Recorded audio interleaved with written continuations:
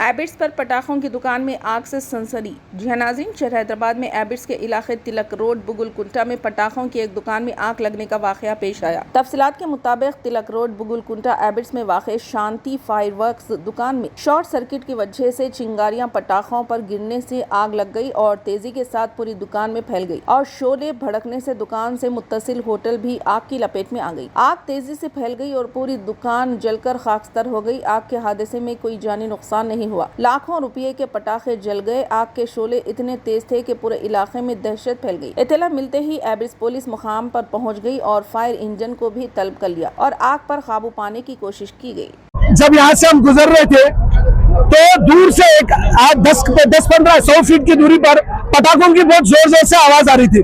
जब आवाज आ रही बोल के जब हम नजदीक आए, हमारे नरेश भाई, गोपाल भाई, जीवन भाई, सामने देखे तो इस दुकान में हजारों की तादाद में पटाखे फूट रहे थे।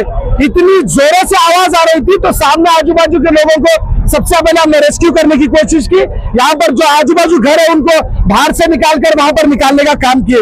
लेकिन सबसे बड़ी बात यह है कि यहाँ पर जो आम जनता है इमीडिएट एक्शन लेकर, जहाँ पर बाजू एक दुकान है छोटी टायर की पंक्चर की दुकान है, वो भाई पूरा जब पानी के ड्रम ला के हमने पानी डालने का कोशिश किया। साथ ही साथ पुलिस डिपार्टमेंट को हमने इमीडिएट फोन करा, फायर इंजन वालों को फोन करा। जब लोग इमीडिएट यहाँ पर आए तो अंदर हम पुलिस डिपार्टमेंट के साथ में गए। जलती हुई आग थी, एक महिला उसके अंदर से निकाले।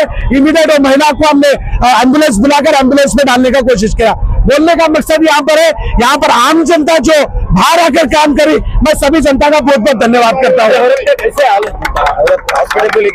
एक बूढ़ी औरत है, बहुत कठिन कठिनाई में थे। उस बूढ़ी औरत को भी हमने एम्बुलेंस में डाला।